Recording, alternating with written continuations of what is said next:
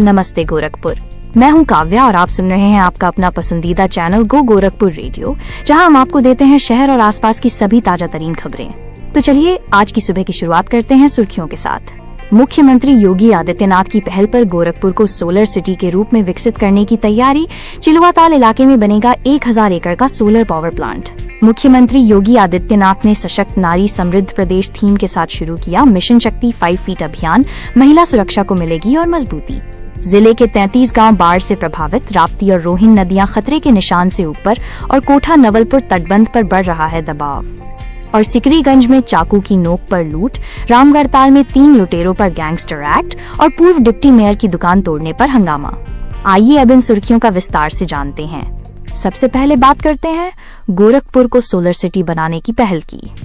मुख्यमंत्री योगी आदित्यनाथ की मंशा के अनुसार गोरखपुर को एक सोलर सिटी के रूप में विकसित करने की दिशा में बड़ा कदम उठाया जा रहा है। इसके लिए चिलुआताल इलाके में लगभग 1000 एकड़ जमीन पर एक विशाल सोलर पावर प्लांट लगाने की संभावना तलाशी जा रही है। इस परियोजना के निर्माण का खर्च कोल इंडिया लिमिटेड या HURL जैसी बड़ी कंपनियां अपने कॉर्पोरेट सोशल रिस्पॉन्सिबिलिटी फंड से उठाने का प्रस्ताव दे रही हैं। वहीं महिला सुरक्षा को लेकर एक बड़ी खबर है। मुख्यमंत्री योगी आदित्यनाथ ने शनिवार को सशक्त नारी समृद्ध प्रदेश की थीम पर मिशन शक्ति 5 का शुभारंभ किया। ये अभियान चरणबद्ध तरीके से 1 महीने तक चलेगा, जिसे बाद में 3 महीने तक बढ़ाया जाएगा। मुख्यमंत्री योगी आदित्यनाथ 2 दिवसीय दौरे पर रविवार सुबह गोरखपुर आएंगे। वो रविवार दोपहर करीब 3 बजे योगीराज बाबा गंभीरनाथ प्रेक्षागृह में आयोजित भाजपा महानगर इकाई के प्रबुद्ध सम्मेलन में मुख्य अतिथि के रूप में शामिल होंगे। अब बात करते हैं रेलवे से जुड़ी कुछ महत्वपूर्ण खबरों की। पूर्वोत्तर रेलवे को अब नए महाप्रबंधक यानी GM मिल गए हैं। RDSO के महानिदेशक उदय बोरवणकर ने शनिवार को पूर्वोत्तर रेलवे के महाप्रबंधक का पदभार ग्रहण किया है। अगर आप अक्सर ट्रेन से सफर करते हैं तो ये खबर आपके लिए है। रेलवे बोर्ड के निर्देश पर अब ट्रेन और स्टेशन पर मिलने वाली 1 लीटर पैकेज्ड पानी की बोतल की कीमत 15 रुपए से घटाकर 14 रुपए कर दी गई है। वहीं आधा लीटर पानी की बोतल अब 10 रुपए के बजाय 9 रुपए में मिलेगी। ये नया आदेश 22 सितंबर से लागू हो जाएगा। इसके अलावा IRCTC जल्द ही पूर्वोत्तर रेलवे की एक्सप्रेस ट्रेनों में भी टिकट के साथ ऑनलाइन भोजन यानी ई-आहार सेवा शुरू करने की तैयारी कर रहा है।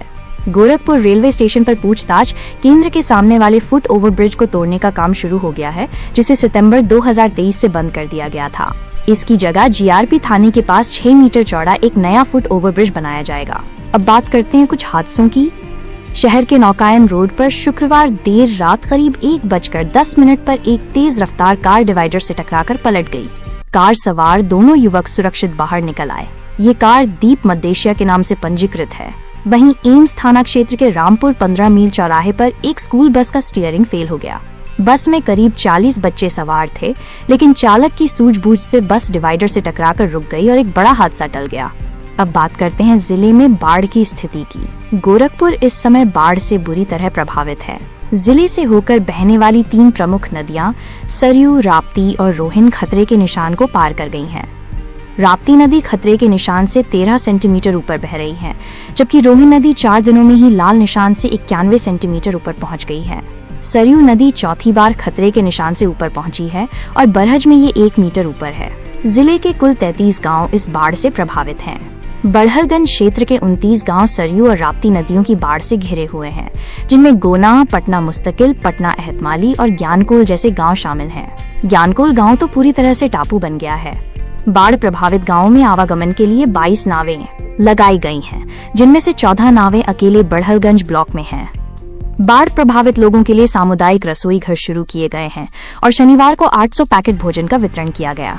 सदर तहसील क्षेत्र के बहरामपुर और शेरगढ़ गांव भी पूरी तरह प्रभावित हैं, जहां लगभग 5000 की आबादी को परेशानी हो रही है और आवागमन के लिए 2 नावें लगाई गई हैं। जंगल कौड़िया में रोहिन नदी का जलस्तर बढ़ने से प्राथमिक विद्यालय गायघाट चारों ओर से घिर गया, जिसके बाद शनिवार को शिक्षकों ने तटबंध पर ही कक्षाएं लगाईं, जहां कुल 55 विद्यार्थी उपस्थित रहे। और अब बात करते हैं आपराधिक घटनाओं की। सिकरीगंज थाना क्षेत्र के दुघरा चौकी के अंतर्गत कुंवरपार गांव में शुक्रवार देर रात करीब 10 बजे 3 बदमाशों ने मीना देवी के गले पर चाकू सटाकर उनके गहने लूट लिए। लूटे गए गहनों में सोने का मंगलसूत्र, कान की बाली, सोने की माला, अंगूठी और कंगन शामिल हैं। पुलिस मामले की जांच कर रही है। वहीं भाजपा के वरिष्ठ नेता और पूर्व डिप्टी मेयर चिरंजीव चौरसिया ने व्यापारियों और पार्षदों के साथ पुलिस कार्यालय पर धरना दिया। उनका आरोप है कि बृहस्पतिवार की रात कोतवाली क्षेत्र में उनकी किराए की दुकान को पुलिस की मिलीभगत से गिरा दिया गया और लूटपाट की गई। एसपी सिटी अभिनव त्यागी ने आश्वासन दिया है कि केस दर्ज कर लिया गया है और दोषियों के खिलाफ सख्त कार्रवाई की जाएगी। रामगढ़ताल थाना पुलिस ने लूट के 3 आरोपियों के खिलाफ गैंगस्टर एक्ट में केस दर्ज किया है। इनमें गैंग लीडर निखिल भारती और उसके 2 साथी राजू शर्मा और कमलेश कुमार उर्फ बादल शामिल हैं। इन सभी पर अलग अलग थानों में कई मामले दर्ज हैं। पिपराइच में दीपक गुप्ता हत्याकांड के बाद पशु तस्करों पर सख्ती बढ़ गई है। पुलिस ने अलग अलग थाना क्षेत्रों से 6 पशु तस्करों को गिरफ्तार किया है। इनमें से 2 विशाल निषाद और सुनील निषाद पर दरोगा अजीत कुमार शर्मा पर पथराव और फायरिंग करने का आरोप है। वहीं दीपक हत्याकांड के पीड़ित परिवार से मिलने के लिए कांग्रेस नेताओं का एक प्रतिनिधि मंडल 23 सितंबर को गोरखपुर आएगा। प्रतिनिधि मंडल में पूर्व विधायक भगवती प्रसाद चौधरी, केशव चंद यादव, अमरेंद्र मल, जिला अध्यक्ष राजेश तिवारी, महानगर अध्यक्ष रवि प्रताप निषाद और अन्य नेता शामिल होंगे।